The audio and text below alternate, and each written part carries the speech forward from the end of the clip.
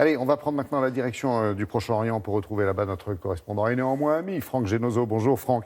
On retourne au Soudan avec vous ce matin parce que vous étiez à Khartoum, la capitale du pays, à la confluence des deux Nils, il y a quelques semaines, justement pour couvrir la révolte qui gronde là-bas. Et vous avez tenu, à juste titre d'ailleurs, à ce qu'on revienne sur la situation dans le pays où le bras de fer se poursuit entre les manifestants et les militaires.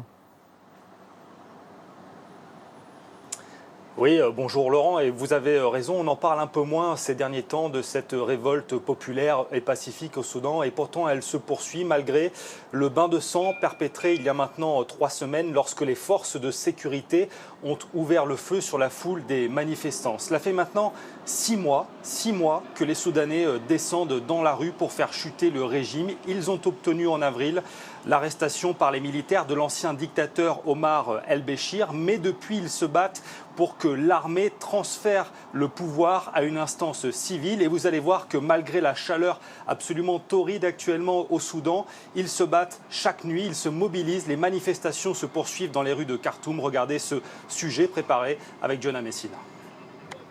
Chaque soir, ils forment des barricades et descendent dans les rues pour manifester.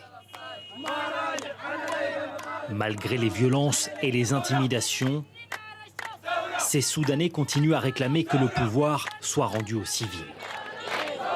Dans leurs chansons, il est question de liberté et d'égalité. À la nuit tombée, les rassemblements sont nombreux.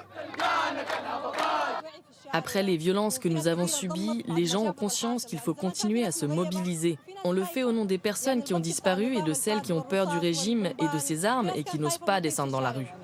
Le but de cette réunion est de maintenir la communication avec la population pour faire face au blackout qui a suivi le massacre qui a eu lieu près du quartier général de l'armée.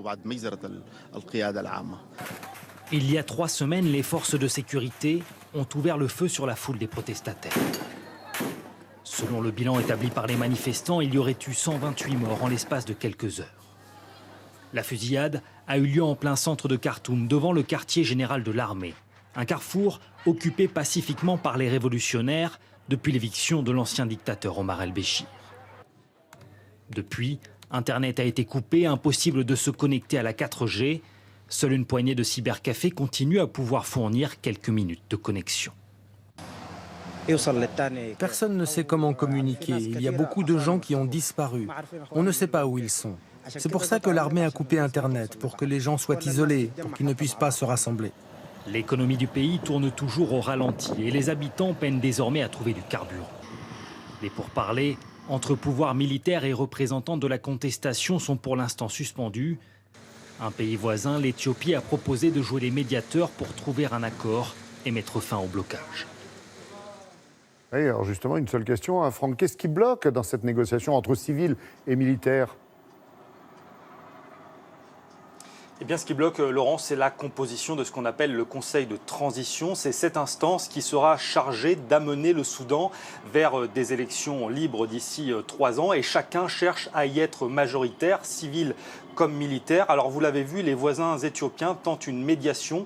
Ils ont proposé que ce Conseil de transition soit composé de 7 militaires et de 8 civils, dont un serait choisi par les militaires. Une façon de trouver un équilibre pour sortir enfin de cette impasse qui paralyse actuellement le Soudan.